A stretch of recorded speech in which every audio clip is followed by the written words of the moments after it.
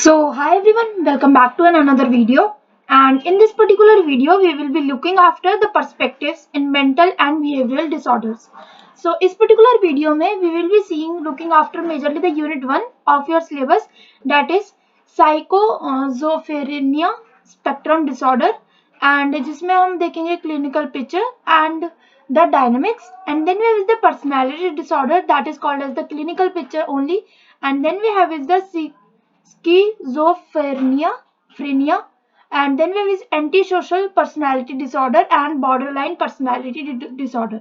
So इन पांचवी चीजों के बारे में आज हम बात करने वाले हैं. इसकी मैं पूरी एक एक्सप्लेनेशन वीडियो रहने वाली है. इससे पहले ऑलरेडी जो मैं आपको सिलेबस की वीडियो प्रोवाइड कर चुकी हूँ, तो अगर आपको अभी तक अपने एग्जाम का सिलेबस नहीं पता है तो पहले आप वो चेकआउट कर सकते हैं एंड देन आप ये वाली भी देख सकते हैं. करते हैं अपनी यूनिट 1 को शुरू.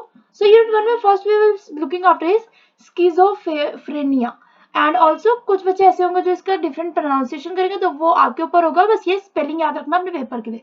तो ये जो एक सीवियर क्रॉनिकल और मतलब सीवियर और क्रॉनिक मेंटल हेल्थ होती है डिसऑर्डर, जो कि करेक्टराइज्ड होती है by distortions in thinking, perception, emotions and behaviour.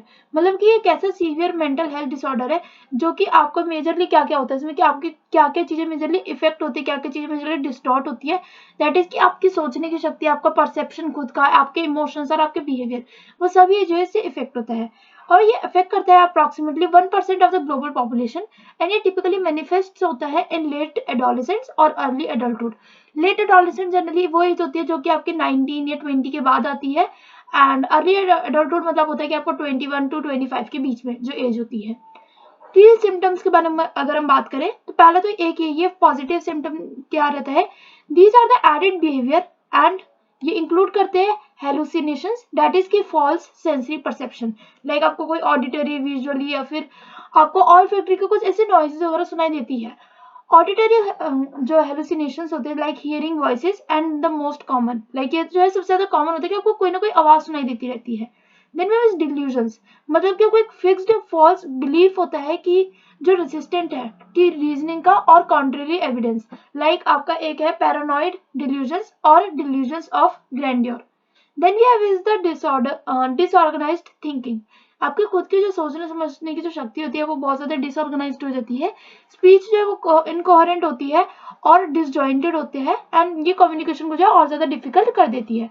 Then we have is disorganised और abnormal motor vehicle, like motor behaviour, that is की इंक्लूड करता है आपको एजिटेशन या फिर अनप्रेडिक्टेबल मूवमेंट्स और catatonia. Catatonia means lack of movement और response.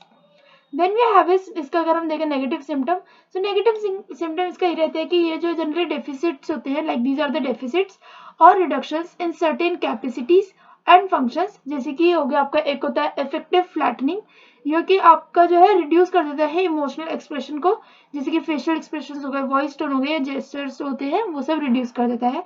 दूसरा है एलोगिया. एलोगिया क्या होता है, ये होता है रिड्यूस्ड स्पीच आउटपुट, मतलब कि आपको जब बोलने की वो होती है, पावर होती है, वो बहुत ज्यादा कम हो जाती है. पॉवर्टी ऑफ स्पीच और कंटेंट, कि आपके पास ना ज्यादा कंटेंट होता है और ना ही ज्यादा बोलते हो. Then is avolition. एवोल्यूशन का मीन्स होता है डिक्रीज्ड मोटिवेशन, कि वो इनिशिएट कर सके, सस्टेन कर सके एक पर्पसफुल एक्टिविटीज को. देन इज एनेडोनिया, दैट इज की एक इनएबिलिटी कि आप एक्सपीरियंस करो प्लेजर और इंटरेस्ट इन एक्टिविटीज जिसमें आपने एक बार एंजॉय कर लिया है, कि मतलब आपको एक बार से ज्यादा इंटरेस्ट जो है किसी भी चीज में नहीं आएगा. सोशल विड्रॉल, ये जो है जनरली डिक्रीज्ड एबिलिटी होती है इनकी, ताकि मेंटेन कर सके रिलेशनशिप और एंगेज कर सके सोशली. इसका मतलब वो ज्यादा जो है सोशली एंगेज नहीं कर पाते with any of the person. Then you have the cognitive symptoms. So जो एक तो है impaired memory, attention and executive function, ये जो डिफिकल्ट हो जाता है with planning and problem solving. Then you have the reduced ability और to process and organise information, मतलब कि आपकी जो एबिलिटी जो होती है कि आपको कोई भी चीज को समझना, सोचने समझने की जो शक्ति होती है वो बहुत ज्यादा कम हो जाती है, जिसकी वजह से आपको जो डिफिकल्टी होती है डेली फंक्शनिंग्स में भी, लाइक आप डेली ब्रश करना या फिर ये चीजें भी आपको बहुत ज्यादा कंफ्यूज करने लग जाती है. Then we have is the onset and course. Also हाँ, ये चीज जरूर याद रखना कि ये जो जनरली कॉग्निटिव सिम्टम्स आपको मोस्ट ऑफ द टाइम कब दिखने लग जाते हैं, जब जो बच्चा जो है जनरली स्कूल में आ जाता है एंड अराउंड 5th 6th या 3rd 4th में आता है, जब उसका सोचने समझने की शक्ति तो होती है पर वो ये नहीं समझ पाता क्यों, मतलब ऐसे उसको हो जाता है कि भाई डेली ब्रश क्यों ही करना है, डेली ये काम क्यों ही करना है, डेली फंक्शनिंग में जो है उसको बहुत ज्यादा डिफिकल्टी होती है. ऑनसेट एंड कोर्स, तो जो एक तो होता है स्किज़ोफ्रेनिया जो कि जो टिपिकली डेवलप होता है लेट एडोलेसेंट्स में एंड अर्ली एडल्टहुड में, जैसे हमने पढ़ा। ऑनसेट होता है इन मेन इज अर्लियर, जो कि होता है जनरली 18 से 25 साल की उम्र में, और वुमेन्स में जनरली 25 से 35 साल के बीच में होता है। देन वी हैव जो कोर्स है ऑफ स्किज़ोफ्रेनिया, ये वेरी करता है एंड कुछ इंडिविजुअल्स जो एक्सपीरियंस करते हैं बहुत ज़्यादा acute episodes with significant improvement between episodes, and कुछ लोग जो है बहुत ज़्यादा क्रॉनिक टाइप में भी इसको जो है विद परसिस्टेंट सिम्टम्स वो भी जो है फेस करते हैं। Then we have aetiology and risk factors. So इसमें हमारे सबसे मेजर आता है एक तो है जेनेटिक, जो स्ट्रॉन्ग जेनेटिक कंपोनेंट होते हैं like family history increases risk, कि अगर आपकी कोई फैमिली हिस्ट्री है इस चीज़ के लिए तो उससे तो और ज़्यादा रिस्क बढ़ ही जाता है। दूसरा है एनवायरमेंटल, लाइक अगर प्रीनेटल एक्सपोजर है टू इन्फेक्शंस, माल न्यूट्रिशन और या फिर स्ट्रेस से, as well as childhood trauma और ड्रग एब्यूज, ये भी जो है बहुत ज़्यादा इंपॉर्टेंट रोल कंट्रीब्यूट करते हैं इस चीज़ के लिए। देन वे बायोलॉजिकल, जैसे कि अगर इम्बैलेंस हो इन न्यूरोट्रांसमीटर्स जैसे कि हो गया डोपामिन या फिर ग्लूटामेट, ये जो है along with abnormalities in brain structure like तो होता है enlarge ventricles. Then we have is treatment, इसका ट्रीटमेंट क्या है, पहला तो होता है एंटी साइकोटिक मेडिकेशंस। सो इसमें क्या होता है, ये टारगेट करता है मेजरली डोपामिन को रिसेप्टर्स को कि वो रिड्यूस कर सके पॉजिटिव सिम्टम्स को। फर्स्ट जनरेशन में जो है like first generation anti psychotics में जो है example haloperidol and second generation में जो है जनरली एग्जांपल होता है क्लोजेपाइन, ये जो है कॉमनली यूज किए जाते हैं। Then we have is psychosocial interventions, तो जो कॉग्निटिव बिहेवियरल थेरेपी है that is CBT, family therapy हो गई या फिर कम्युनिटी सपोर्ट, वो बहुत ज़्यादा एसेंशियल होता है for the rehabilitation and managing negative symptoms.